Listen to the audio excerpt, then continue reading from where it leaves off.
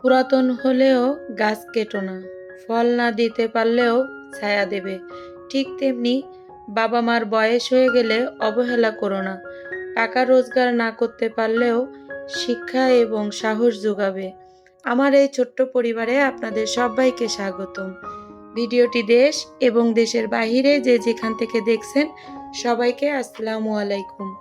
আমি Dolly's live থেকে সবাইকে জানাই আন্তরিক শুভেচ্ছা ও ভালোবাসা। আশা করি সবাই ভালো আছেন। আলহামদুলিল্লাহ, আমার পরিবার নিয়ে আমি ভালো আছি। 10টা-11টার দিক থেকে আমি ভিডিওটি শুরু করেছি। এটা আমি আমার শ্বশুরবাড়ি যাচ্ছি, তা যাওয়ার পথে এই যে রূপসা সেতু, সেটা আপনাদেরকে একটু দেখিয়ে দিচ্ছি। আর রাস্তার এপার থেকে ওপার পর্যন্ত যাচ্ছি, সেটাও আপনাদেরকে একটু দেখিয়ে দিচ্ছি। আমার কাছে তো অনেক ভালো লাগে, সব সময় আমি দেখি, আমি ভিডিও করি। আপনাদের ভাইয়া বলে যে তুমি বারবার এই ব্রিজের ভিডিও কেন করো, তা আমার তো ভালো লাগে এই জন্য আমি করি।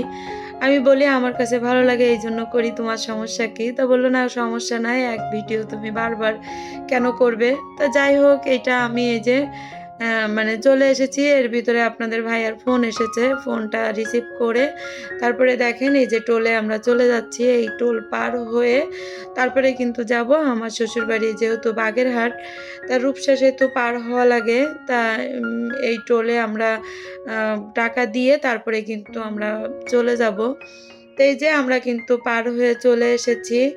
আসার পথে এই যে এখানে আমরা আর কি ফকিরহাট না, এটা বাগেরহাটের ভিতর দিয়ে আমরা আসব, যেহেতু বাগেরহাট থানা আর গ্রাম মণিগঞ্জ খেয়াঘাট পার হওয়া লাগে আর কি। তা আজকে আপনাদের একটা গল্প বলবো, গল্পটা শুনলে আসলে আমার কাছে তো সে মানে কীরকম মনে হয়েছে আমি বলতে পারবো না, তবে আপনাদের কাছে কেমন লাগবে অবশ্যই কমেন্টে আমাকে জানাবেন।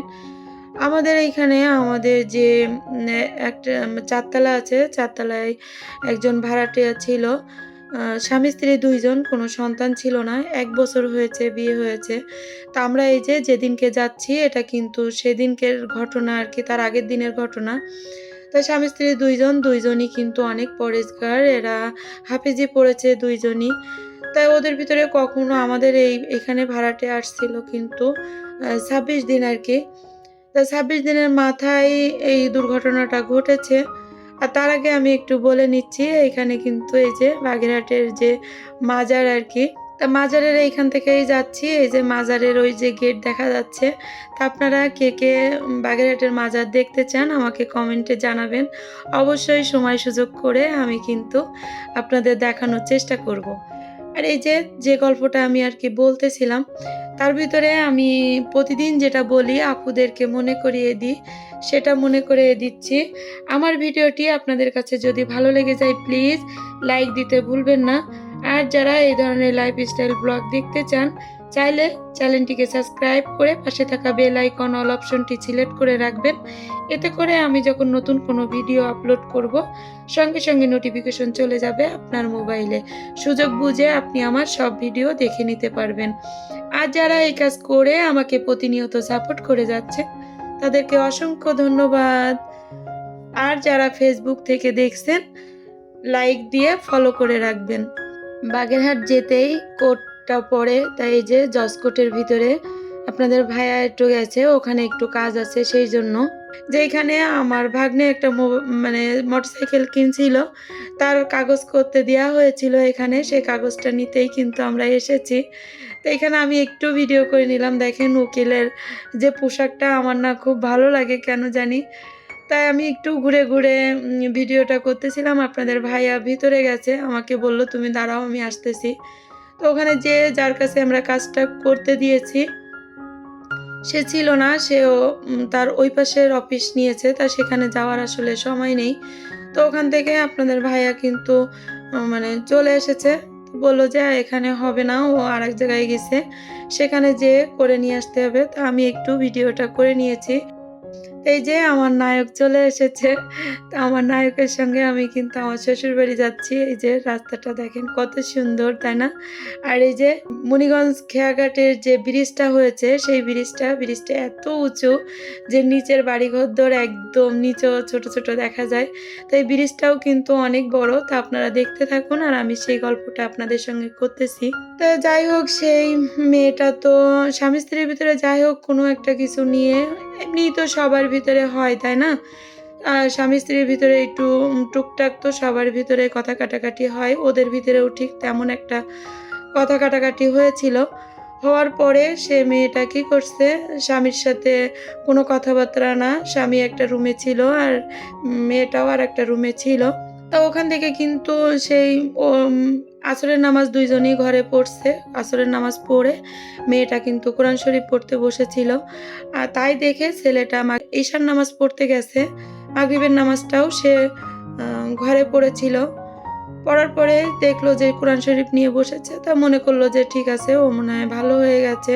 ওর মনটা ভালো লাগতেছে, এজন্য কোরআন শরীফ নিয়ে বসেছে। তা ওই ছেলেটার মনে তো অতটা দোষ ছিল না আর অতটা ও ভেবেও পারেনি যে এত বড় একটা দুর্ঘটনা ওর জীবনে ঘটে যাবে। তাহলে হয়তো ও যেত না নামাজ পড়তে। তা ও নামাজ পড়তে গেছে। যাওয়ার পরে মেয়েটা কি করছে, আ ফ্যানের সঙ্গে এই যে ওড়না দিয়ে গলায় দড়ি দিয়েছে। ছেলেটা চলে এসেছে নামাজ পড়ে, এসে দরজা খুলছে না। তা আমাদের এই বিল্ডিংটা সবাই পরেশগার, কেউ কারোর কোনো পুরুষের সামনে যায় না। তা পাশে যে ভাবি আছে ওনাকে ডাকাডাকি করছে। করার পরেও নাকি ভাবি আসেনি। পরে ছেলেটা দরজা ভেঙে দেখে ঝুলতেছে। তখনও জীবিত ছিল মেয়েটা। তো ওখান থেকে ওকে তাড়াতাড়ি ভেঙে দড়ি মানে যে ফ্যানে গলায় দড়ি দিয়েছিল, সেই ফ্যানে দড়ি না সরি ওড়নাটা কেটে তারপরে ওকে নিয়ে চলে গেছে। আর ওইদিনকে আমি একটু বাহিরে গেছিলাম ডাক্তার দেখানোর জন্য, আমার শরীরটাও খারাপ ছিল। তো এর ভিতরে দেখেন আমি কিন্তু এই যে আমার শ্বশুরবাড়ি চলেও এসেছি। আসার পরে আমার শ্বশুরবাড়ির যে তালের শ্বাস ওইটা কিন্তু আমার জা আর আমার জায়ের মেয়ে কেটে দিচ্ছে, তুলে দিচ্ছে। সেটা আমি বসে আরকি সেটাও ভিডিও করে নিলাম। আর এই যে চাল কুমড়ো গাছ মাচা করেছে সেটাও আপনাদেরকে একটু দেখিয়ে দিলাম। তারপরে ছেলেটা নিয়ে অটো নিয়ে সে হাসপাতালে চলে গেছে, মেডিকেলে গেছিল। মেডিকেলে যাওয়ার পরে ডাক্তার বলেছে যে এই আর নাই, মারা গেছে। তা আসলে কথাটা শুনে আমার এত খারাপ লাগতেছিল। আমি বাসায় এসে শুনেছি, আমাদের বাসায় অনেকে কেউ জানেও না যে এই ঘটনাটা হয়েছে। রাত্রে পুলিশ এসেছে। আসার পরে ঘটনাটা কিন্তু আমরা শুনছি এবং জানতে পারছি।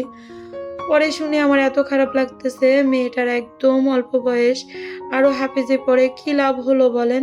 তার নামাজ পড়ে, তার এই মানে পরেজগার সে পর্দা করত। এই পর্দা করে তার কি লাভ হলো বলেন? কোনো লাভ হলো? কোনোই লাভ হলো না। কিছুই সাথে গেল না তার। আরে বাবা, আমার কথা হলো যে মারামারি করব, কাটাকাটি করব, আবার এক জায়গায় মিশে যাব, একসঙ্গে মিশে চলবো। আর না হলে ভালো না লাগবে চলে যাব, তাহলে কি গলায় দড়ি দিতে হবে? বলেন তো? এটা কেমন কাজ হলো তার? তা যাই হোক, পুলিশ তো ২-৩ দিন এসেছে। আমরা যেদিন গেছি ওইদিনকেও সকালে অনেক পুলিশ এসেছে আমাদের কাছে জিজ্ঞেস করেছে। যেহেতু আমরা ভাড়াটে, তা ভাড়াটে সম্পর্কে তো আমরা কিছু জানিই না। যেহেতু ২৬ দিন এসেছে আমাদের এখানে, আমরা তো কিছু বলতেই পারি না। তো যাই হোক, এই ঘটনাটা ঘটার পরে আরকি আমরা চলে গেছিলাম। ছেলেটা অবশ্যই ছাড়া পেয়ে গেছে। সবাই দোয়া করবেন ছেলেটার জন্য। আসলে ছেলেটা অনেক ভালো ছিল, ভদ্র ছিল ছেলেটা। আমরা সবাই ছেলেটার পক্ষেই কথা বলেছিলাম। আর ছেলেটা কোনোদিন খারাপ কিছু দেখিনি। উনি মোটরসাইকেল নিয়ে আসতো, রাখতো এক জায়গায়, আমাদের মোটরসাইকেলও থাকতো। তারপরে কিন্তু দেখেন, এই যে আমরা আ শ্বশুরবাড়ি যেয়ে আমার যা কিন্তু খেতে দিয়েছে, আপনাদের ভাইয়া কিন্তু এর ভিতরে খেয়ে নিয়েছে। আর এই যে আমার ভাসুরের ছেলে, ওকে তো আগেও একবার দেখিয়েছি। আপনারা সবাই জানেন ও তো একটু অসুস্থ। অ্যাবনরমাল টাইপের আরকি। ও ওইভাবে সুস্থ না, অন্য ছেলে-মেয়েদের মতনই না। তারপরে এই যে আমার চাচাতো ভাসুরের ছেলে আর ছেলের মেয়ে আরকি, সেও এসেছে আমাকে দেখাতে, আমি ওকে দেখিনি। আর এই যে আমার ভাসুরের ছোট মেয়ে আরকি, আমাদের ছোট শাশুড়ি। এই যে সবাই মিলে গল্প করতেছিলাম, এর ভিতরে কিন্তু আমার ওই যে চাচাতো আমার জন্য কিন্তু ভেন্ডিও নিয়ে এসেছে। তো যাই হোক, ওই যে গল্পটা করতেছিলাম আপনাদের কাছে কেমন লেগেছে? আসলে এই ঘটনাটা বলার মতন না, তারপরেও একটু শেয়ার করলাম। শেয়ার করলাম এইজন্য যে আপনারাও তো আমার পরিবারের একজন, তাই না? এইজন্য আরকি আমি আমার কথাটা শেয়ার করলাম। আমার কথা হলো যে তুমি তো চলেই গেলে দুনিয়া ছেড়ে। তোমার মা-বাপের কোল খালি হয়েছে। ছেলেটা তো আবার বউ পাবে। হয়তো ২-৪ দিন, ১ বছর, ২ বছর, ৩ বছর হয়তো সে একা থাকবে। তারপরে কিন্তু সে ঠিকই বিয়ে করে সংসার করবে, তোমাকে ভুলে যাবে। তাহলে তুমি কেন এমন কাজটা করলে? আমার কথা হলো সেটা। তো এই যে আমার শ্বশুর কিন্তু আমার সঙ্গে কথা বলতেছে, আর কিন্তু আমি যখনই যাই তখনই কান্না করে। আর যখনই আমি আসি তখনও কান্না করে। তো এই যে আমরা বিদায় নিচ্ছি, আমাদের কিন্তু সবকিছু গুছিয়ে দিয়েছে আমার ভাসুর, আমার ননদ, আমার জা।